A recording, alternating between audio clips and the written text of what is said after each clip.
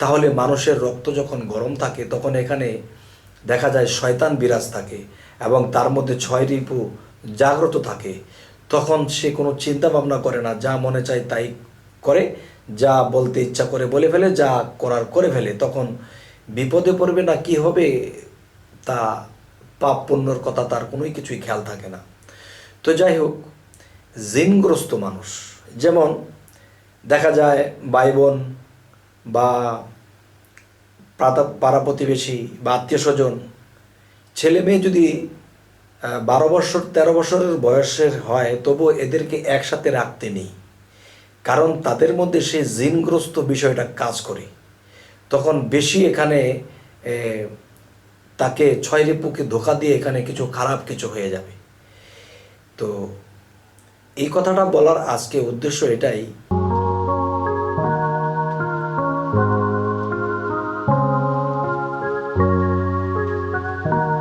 হে জগতবাসী, আজ আমি শামীম আলী চিশতি আপনাদের সামনে একটি আলোচনা নিয়ে আসলাম। সেই আলোচনাটি হলো যে আমরা শুনি যে একটা কথা হাদিস শরীফে আসছে যে জিনগ্রস্ত মানুষ, ঋণগ্রস্ত বুঝবেন না, জিনগ্রস্ত মানুষ। আচ্ছা, তাহলে জিনগ্রস্ত মানুষ বলতে আমরা কি বুঝব? যেমন এই পৃথিবীতে দেখা যায় মানুষের উপরে জিন ভর করে, জিন ভর করার পরে আবল তাবল বলে, এটা করে সেটা করে। তবে ওই জিনগ্রস্ত বিষয়টা নয়।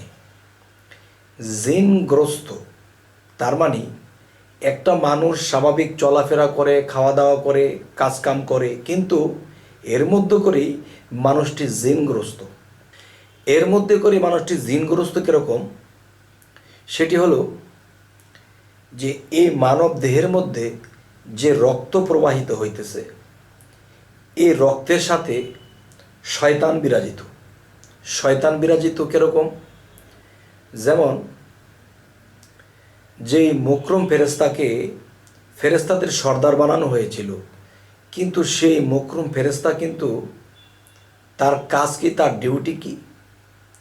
যে হয়তো আমরা এরকম জানি আল্লাহর সেজদা করেননি, আদমকে সেজদা করেননি, আদমকে সেজদা না করার কারণে সে শয়তান হয়ে গেছে। আসলে কি বাবা, তিনি এই ডিউটিটা যদি না পাইতো তাহলে পৃথিবীতে শয়তান থাকতো না। আর শয়তানের প্রয়োজন আছে।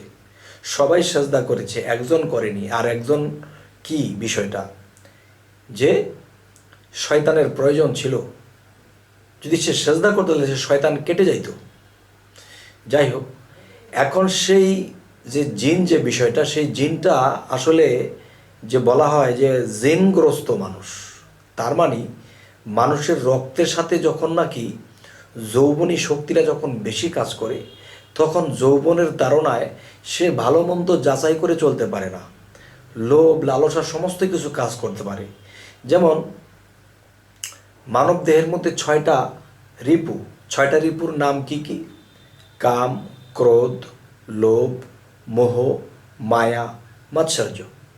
এই 6টা রিপু, এই 6টা রিপু যখন একটা মানুষের মধ্যে কাজ করে, তখন দুনিয়াবি লোভ লালসা, নারীর দিকে লোভ, বা কারটা কে মেরে খাবে, কে কার ক্ষতি করবে, নিজের আয়ত্ত করবে, তো এবং সে নিজের উন্নতি চাবে, এবং মেয়েরা বা যারা আছে এরা একে ভালোবাসবে, একে দেখবে, এ উন্নত হয়েছে, এরকম একটা ভাব তার মধ্যে কাজ করে, যে আল্লাহর ইবাদত, আল্লাহ রাসূল সমস্ত কিছু ভুলে যায়, এসবের পিছনে লেগে যায়। তখনই সেই মানুষটাই হলো জিনগ্রস্ত। জিনগ্রস্ত কীরকম? তার রক্তের সাথে মিশে তখন তাকে 6 রিপু হয়ে এই 6 রিপুর মধ্যে মিশে তখন এই কাজগুলো করাইতেছে। তবে এই জন্য একটা কথা বলা হয় যে 80 বছরের একজন ব্যক্তি 25 বছরের খবরটা জানে। এখন 25 বছরের যে ভাবটা, 80 বছরওয়ালা ব্যক্তিটা সেই বয়সটা কাটিয়ে এসেছে, সেই বয়সের খবর সে জানে। তবে একটি বিষয় হলো যে সে কিন্তু 80 বছরের খবরটা জানে না। আজকের মূলে বিষয়টি যে আলোচনাটি, সেটি হলো জিনগ্রস্ত। কাম, ক্রোধ, লোভ, মোহ, মায়া, মৎসর্য। একটা মানুষকে যখন 6টা রিপু আঁকড়িয়ে ধরে, কখন ধরে? যখন তার রক্তের মধ্যে সে গরম জিন জিন কিসের তৈরি? উত্তপ্ত আগুন থেকে জিনের তৈরি। তাহলে মানুষের রক্ত যখন গরম থাকে তখন এখানে দেখা যায় শয়তান বিরাজ থাকে এবং তার মধ্যে 6 রিপু জাগ্রত থাকে। তখন সে কোনো চিন্তা ভাবনা করে না, যা মনে চায় তাই করে, যা বলতে ইচ্ছা করে বলে ফেলে, যা করার করে ফেলে। তখন বিপদে পড়বে না কি হবে তা, পাপ পুণ্যর কথা তার কোনোই কিছুই খেয়াল থাকে না। তো যাই হোক, জিনগ্রস্ত মানুষ, যেমন দেখা যায় ভাই বোন বা পাড়া প্রতিবেশী বা আত্মীয় স্বজন, ছেলে মেয়ে যদি 12 বছর 13 বছরের বয়সের হয় তবু এদেরকে একসাথে রাখতে নেই, কারণ তাদের মধ্যে সেই জিনগ্রস্ত বিষয়টা কাজ করে। তখন বেশি এখানে তাকে 6 রিপুকে ধোকা দিয়ে এখানে কিছু খারাপ কিছু হয়ে যাবে। তো এই কথাটা বলার আজকে উদ্দেশ্য এটাই যে দেখা যায় যে জায়গায় জায়গায় দুর্ঘটনা ঘটে। এই দুর্ঘটনাটা কে ঘটাইতেছে? এই রক্তের সাথে জিন মিশ্রিত। প্রত্যেকটা মানুষের মধ্যে জিন আছে, তবে যে নিজেকে যতটুকু সংযত রেখেছে। তবে একটা জিন হলো বাহিরের জিন, যে আরেকটা আত্মা মানুষের উপর ভর করেছে। তো একটা মানুষ একটা আত্মা দিয়ে সে ম্যাচিং হয়ে চলতেছে ফিরতেছে, তখন এই দেহটা আরও একটা আত্মা যখন ভর করে তখন এটার লোড সে সামলাইতে পারে না, তখন আবল তাবল বলে। তবে সেই জিনের কথা আমি বলছি না। জিন, সেই বাহিরের জিন ভর করা ছাড়াই একটা মানুষ জিনগ্রস্ত হয়ে থাকে। তখন বুঝবো কি করে? তখন তার বড় বড় স্বপ্ন, বড় বড় চিন্তা ভাবনা, এই চিন্তা ভাবনা বা তার জিনিসটা ঘটাইতে যাইয়া সে বড়লোক হইতে যাইয়া তার আমিত্বকে ধরে রাখার জন্য তখন সে মানুষের ক্ষতি করতে দ্বিধাবোধ করবে না। তখনই বুঝতে হবে যে এই মানুষটা জিনগ্রস্ত।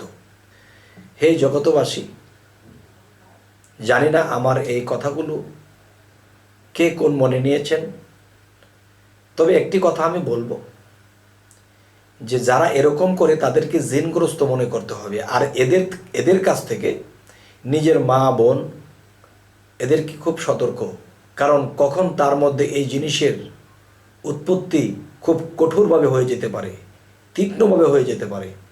তাই সাবধান। আজ এই কথাগুলো বলেই রাখবো। তবে আমাদের এই চ্যানেলের কথা যদি আপনাদের ভালো লাগে অবশ্যই সাবস্ক্রাইব করুন, আমাদের বাকি ভিডিওগুলো আপনারা পেয়ে যাবেন। তো আজ এই বলেই রাখছি, সকলেই ভালো থাকবেন।